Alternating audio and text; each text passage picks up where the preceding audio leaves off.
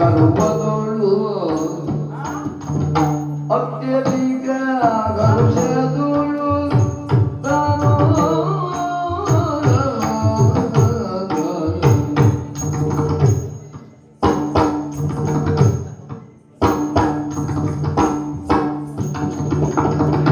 ಮತ್ತೆ ಶ್ರೀಗರಿ ಬರನಿರೀಕ್ಷಿಸಿ ಅರ್ತಿಯುದ ಮತ್ತೆ ಶ್ರೀಗರಿ ಬರನಿರೀಕ್ಷಿಸಿ ಅರ್ತಿಯುದ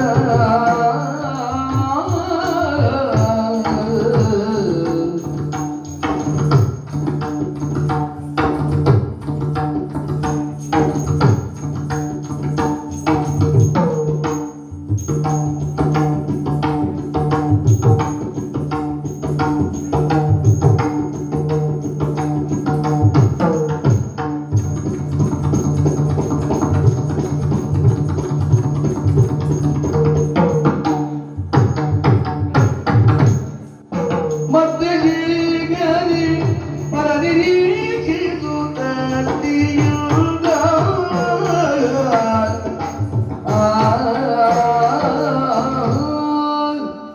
ವ್ಯಕ್ತಿಯನ್ನು ಹುಟ್ಟುವಾಗ ಅವನಿಗೆ ಉಸಿರಿರ್ತದೆ, ಕರೆಯುವುದಕ್ಕೆ ಹೆಸರಿರುವುದಿಲ್ಲ.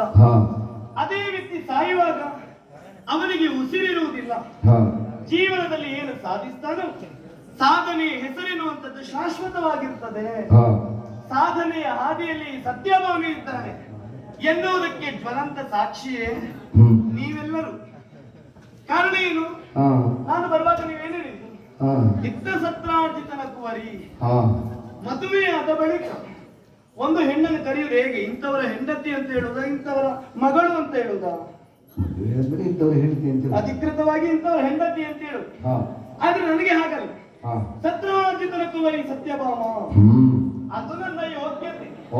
ವ್ಯಕ್ತಿಯೊಬ್ಬನು ಜೀವನದಲ್ಲಿ ಗಳಿಸಿಕೊಳ್ಳುವುದು ಮುಖ್ಯ ಅಲ್ಲ, ಗಳಿಸಿದ್ದನ್ನು ಎಷ್ಟು ಉಳಿಸಿಕೊಳ್ತಾನೆ ಎನ್ನುವುದೇ ಮುಖ್ಯ. ಆ ಮಟ್ಟಿಗೆ ಗಳಿಸಿಕೊಂಡಿದ್ದೇನೆ, ಉಳಿಸಿಕೊಂಡಿದ್ದೇನೆ, ಮುಂದೆ ಬೆಳೆಸಿಕೊಂಡು ಹೋಗ್ತೇನೆ ಎನ್ನುವ ವಿಶ್ವಾಸವು ನನಗಿದೆ. ಸತ್ರಾರ್ಜಿತನ ಕುವರಿ ಅಂತ ಹೇಳುದು ಯಾಕೆ?